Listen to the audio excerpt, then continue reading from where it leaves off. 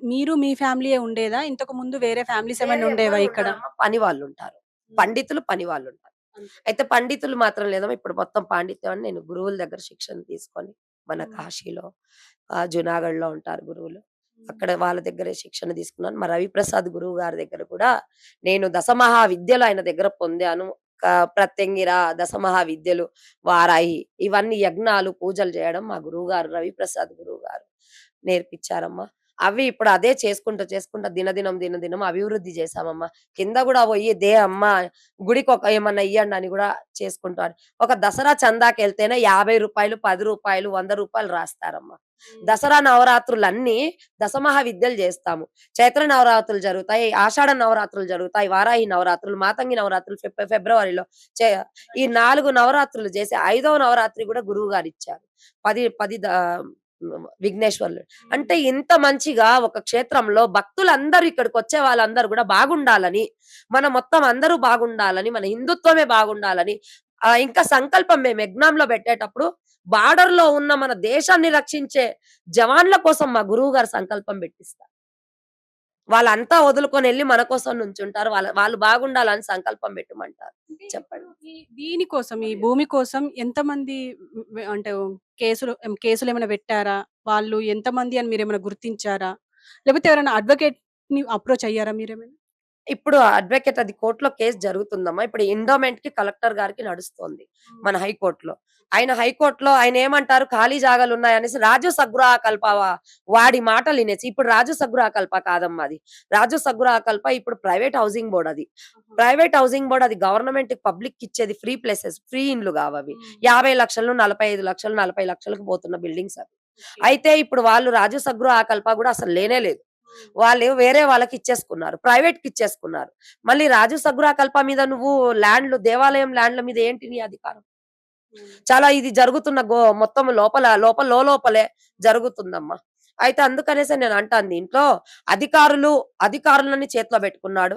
రాజకీయ నాయకులు ఇది నడిపిస్తున్నారు. అంటే వాళ్ళు ముందు పడట్లేదు.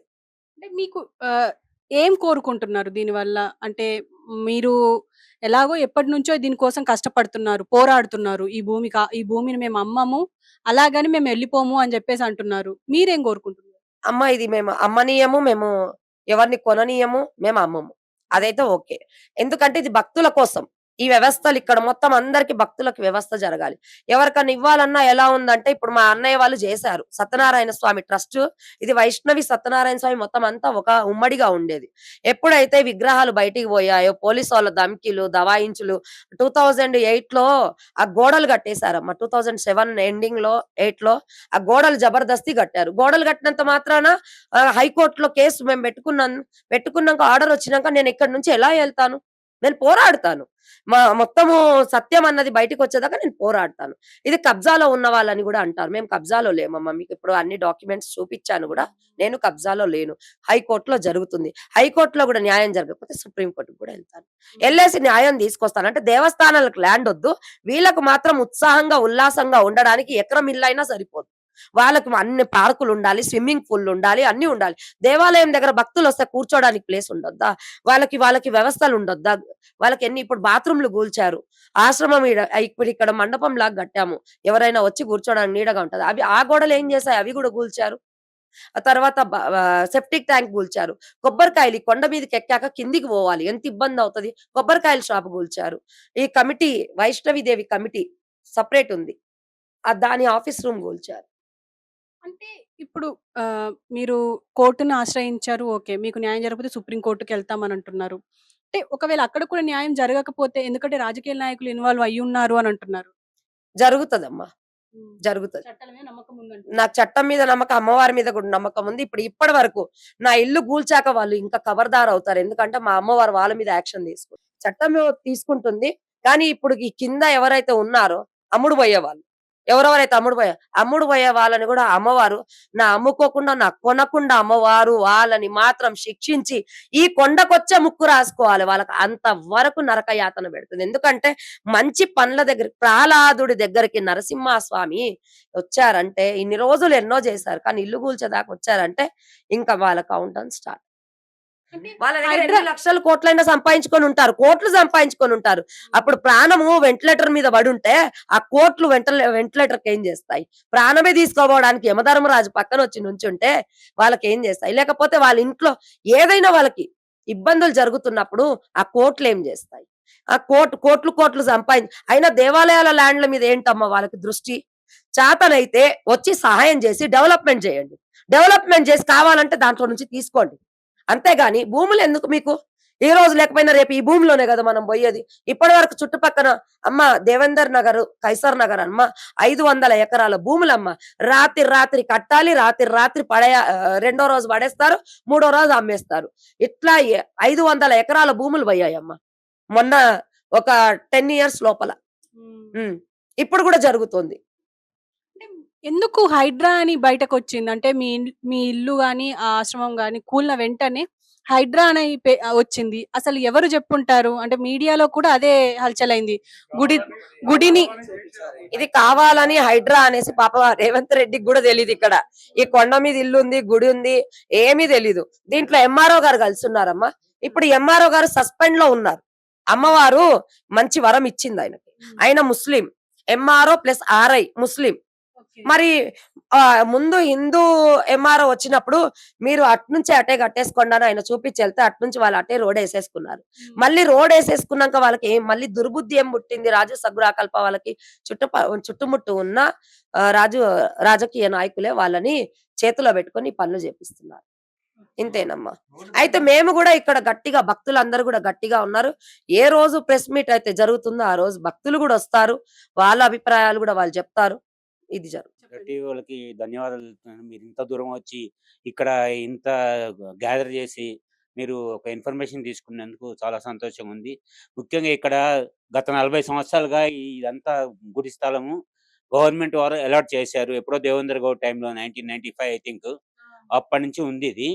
యాక్చువల్లీ మధ్యలో కొన్ని మార్పులు గవర్నమెంట్లు మారడం వల్ల రాజీవ్ గృహ రావడం వైఎస్ రాజశేఖర రెడ్డి పీరియడ్‌లో ఆ తర్వాత ఆళ్ళు కొంత ఆక్రమించడము దీంట్లోంచి ఈ 10, 12 ఎకరాల నుంచి 4 ఎకరాలు వాళ్ళు తీసుకోవడము యాస్ పర్ గవర్నమెంట్ రూల్ ప్రకారం. మిగిలినవి వీళ్ళకి ఇవ్వడము. మీరు ఇంకా ఇది ఉంచండమ్మా అని చెప్పేసి వెళ్ళడం జరిగింది. దాని ప్రకారం గుడులన్నీ కన్‌స్ట్రక్ట్ అన్ని ఇక్కడ లేని గుడి అంటూ లేదు. ఇక్కడ గత 30 సంవత్సరాలుగా ప్రతి గుడి ఇక్కడ మొత్తం ఉంది. మీరు ఒకసారి సర్వే చేస్తే తెలుస్తుంది. శ్రీకృష్ణ పరమాత్ముడి దగ్గర నుంచి మొత్తం అందరి గుడులు ఇక్కడ ఉన్నాయి. ఇది ఎక్కడెక్కడి నుంచో భక్తులు వస్తున్నారు ఇక్కడికి. హ్మ్. ప్రతిసారి సంవత్సరంలో కనీసం 8 నెలలు ఇక్కడ అనేక రకమైన ప్రోగ్రామ్‌లు జరుగుతా ఉంటాయి. ఏది హోమాలు గావచ్చు, యజ్ఞాలు గావచ్చు, అన్నదానాలు గావచ్చు, రకరకాల ప్రోగ్రామ్స్ ప్రత్యంగాదేవి హోమాలు గావచ్చు, రకరకాలు జరుగుతుంటాయి. మీరు యూట్యూబ్‌లో గాని వాటిలో గూడా మీరు చూస్తే మీకు అర్థమవుతుంది. భక్తులందరి తరపున మేము తెలియజేసేది ఒకటే. ప్రతి ప్రోగ్రామ్‌లు జరుగుతున్నప్పుడు ఇంతమంది వస్తున్నప్పుడు ఇక్కడికి వీటిల్ని గవర్నమెంట్ ఎందుకు ఆక్రమిస్తుంది? ముందు ఫస్ట్ పాయింటు. సరే గవర్నమెంట్ మొన్న ఒక విషయం తెలిసింది. మాకు తెలీదని జెప్పారు ఒకరు ఆర్‌డీఓ గారు. అసలు ఇలా జరిగింది అని గూడా మాకు తెలీదని చెప్పారు. ఒక ఎంపీ గారి దగ్గరికెళ్తే, సరే అది ఏమైందో తెలుసుకోవడానికి ఈరోజు వస్తా అన్నారు. మరి ఈరోజు అయితే ఇంతవరకు ఎవరు రాలేదు. దీని అసలు లోపల రాజకీయ నాయకుల హస్తం ఉందా? లేకపోతే ఈ హైడ్రాకైతే దీనికి సంబంధం లేదండి. హైడ్రా ఓన్లీ హైదరాబాద్‌లో ఏదో అక్కడ ఎక్కడో సిటీస్‌లో జరుగుతుంది. విన్నాం మేము, చూస్తున్నాము. ఇది హ్మ్. అది చెరువుల వాటిల్ని ఆక్రమించిన వాళ్ళని ఇచ్చేస్తున్నారని తెలుసు. రోడ్లను ఆ! ఆక్రమించుకున్న వాళ్ళని. ఇదేంటంటే ఇదొక గుడి స్థలం. ఆలయానికి కేటాయించిన స్థలము. దీని మీద ఈ ప్రజా ప్రతినిధుల కళ్ళు బడి ఇక్కడ. వాళ్ళు ఏదో ఒకటి దీంట్లో ఈళ్ళని సతాయించి దీంట్లోంచి ఎంతో కొంత ఈ చుట్టుపక్కల ఎక్కడ ఖాళీ స్థలాలు కనపడట్లేదు ఎవ్వరికి వాళ్ళకి. ఇంకా ఇది కొండ మీద ఉంది. దీని మీద మనం ఏమన్నా చేయగలిగితే ఏమన్నా తీసుకుందాం అన్న ఆలోచనతోటి దీని మీద ప్రెషర్ పెట్టి వాళ్ళని ఈళ్ళని పంపించి సర్కిల్ ఇన్స్‌పెక్టర్‌ని గాని లేకపోతే ఈ రాజీవ్ గృహ పంపించి ఏదో చేయడానికి ప్రయత్నిస్తున్నారు తప్పించి ఇది వాళ్ళకి ఎట్టి విషయంలో చెందదు వాళ్ళకి. ఇది కోర్ట్‌లో ఆల్రెడీ ఉంది. ఎప్పటినుంచో జరుగుతుంది.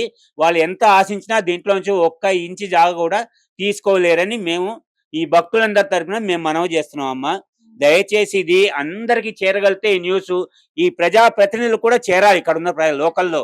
వాళ్ళకి కూడా చేరగలిగితే మేము మీ తరపు నుంచి మీకు ధన్యవాదాలు చెప్తున్నాం మా తరపు నుంచి. మీరు చెప్పండి. అంటే ఇప్పుడు దాదాపు ఆహ్, 6 ఎకరాలు ఉన్నది ఇప్పుడు ప్రస్తుతం. 4 ఎకరాలు కబ్జాలో ఎళ్ళిపోయింది అని అంటున్నారు.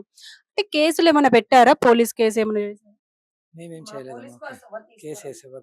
తీసుకోవట్లేదు. తీసుకోవట్లేదు. తీసుకోవట్లేదు. ఓకే. వాళ్ళదే నడుస్తుందమ్మా. కేసేం తీసుకోవట్లేదు వాళ్ళు. హ్మ్. వాళ్ళ మీరేం చెప్పాలనుకుంటున్నారు అసలు దీని నేను గురించి? చెప్పేదేందంటే, ఇప్పుడు వరకి ఇంత జరిగింది. ఇంత జరిగి గిట కింద కాలనీ ఉంది మన హెచ్ఎల్ కాలనీ. ఇప్పుడు వరకి ఆ హెచ్ఎల్ కాలనీ వరకి ఈ న్యూస్ అయింది గిటంగా వాళ్ళ వరకెళ్ళలేదు. మన కాలనీ ప్లస్ ఛానెల్స్ వాళ్ళ నుంచి హ్మ్. స్ప్రెడ్ అయింది. అవును. ఆళ్ళ నుంచి బయట నుంచి వచ్చి పబ్లిక్ వచ్చి చూసిపోతున్నారు. కింద కాలనీ వాళ్ళ వరకు గిట చైనల్స్ వాళ్ళు ప్రచారం ఎందుకు ఇవ్వలేదమ్మా? పైనకొచ్చారు. హ్మ్. చైనల్స్ వాళ్ళు పైకొచ్చారు. హ్మ్. చైనల్స్ వాళ్ళు పైకొచ్చేసి రావుల శేషగిరి కార్పొరేటర్ ఉండంగా నవీన్ అనే ఛానల్ 6 టీవీ ఛానల్ అతనొచ్చాడు. రాగానే నేను అప్పుడే అడిగాను. ఏంటి నువ్వు మొన్న అవి తీసుకెళ్ళిన వీడియో ఆ రోజే యేసుంటే ఈ రోజు మాకు ఈ ప్రాబ్లమ్ వచ్చేది కాదు గదా! అని రావుల శేషగిరి కార్పొరేటర్ ఉన్నప్పుడే ఆయన ముందే కొన్ని వీడియోలు గూడా ఉన్నాయి. ఆయన ఉన్నప్పుడు తీసిన వీడియోస్ గూడా ఉన్నాయి. రావుల శేషగిరి గారు గూడా చెప్తున్నారు వాయిస్‌లో. ఆయన ఇలా పెట్టాడు 3 మైకులు పెట్టినప్పుడు వీళ్ళున్నారనే ఈ కొండ మిగిలింది అనేసి ఆయన నోటితోని ఆయన చెప్తున్నాడు. కబ్జాలు గాకుండా ఈ రోజు దుర్మార్గుల చేతులలో పోలేదంటే, ఈ రోజు లూటీ కాలేదంటే దేవస్థానాలకే ఉందనంటే, వీళ్ళ నాన్న తర్వాత ఈమె కాపాడుతుందనేసే ఉంది అనేసి ఆయన చెప్పినప్పుడు ఆ వాయిస్ ఎందుకు బయట పెట్టలేదు? ఇది రాజకీయం గదమ్మా! అవును. ఇక్కడ క్లారిటీగా అనిపిస్తుంది. ఇప్పటి వరకు పోలీస్ వాళ్ళు గూడా న్యూస్ ఛానెళ్లలో ఇవ్వనివ్వలేదంట. మాకు తెలిసిన విషయం. అమ్మ మేము న్యూస్ ఛానెళ్లలో ఇస్తాము. తర్వాత మాకు ఇబ్బందులు కలుగుతాయి. మీకేం తెలుసు అని అన్నారు. అందుకే ప్రెస్ మీట్ పెడదాం అనేసి అనుకున్నామమ్మ. ఈ వెడ్నెస్‌డే ఆర్ థర్స్‌డే రోజు ప్రెస్ మీట్ గూడా పెడతాం మేము. ఓకే. మాకు కేసులు తీసుకోరమ్మా. మేము కేసు ఇవ్వడానికెళ్తే ఎస్ఐ గారు మల్లేశం గారు గవర్నమెంట్ భూములలో నీకు నచ్చిన దగ్గర గుళ్ళు కడతా ఉంటావు నువ్వు. నీకు నచ్చిన దగ్గర ఇల్లు కడతా ఉంటావు. అది గవర్నమెంట్ భూమి అంటే సార్ ట్రస్ట్‌కి అలౌటెడ్ ఉంది. పేపర్ చూడండి సార్ అంటే గవన్నీ నాకు చూపియకు. తీసుకోపో ఈడ నుంచి.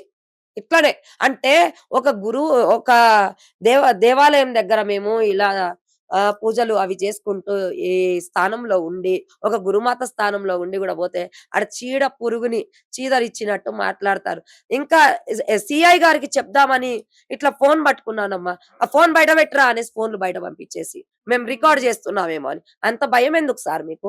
అది పంపించాక ఎలా బెదిరిస్తున్నారంటే మాకు సీఐ గారు, సూరారం సీఐ గారు, "నువ్వు ఎక్కువ మాట్లాడినావనుకో నీ మీద కేసులు బుక్ చేస్తా" అన్నాడు. కేస్ బుక్ చేసేసాడమ్మా. ఇది హైకోర్టులో ఉందన్నా గాని నేను రాజు సగ్గురాయ కల్పాలో ల్యాండ్‌లో ఇల్లు కట్టానని, నా ఇంటి దగ్గర నా ఇల్లుంది. నేను అక్కడ ఇల్లు కట్టాననేసి కేస్ బుక్ చేశాడు.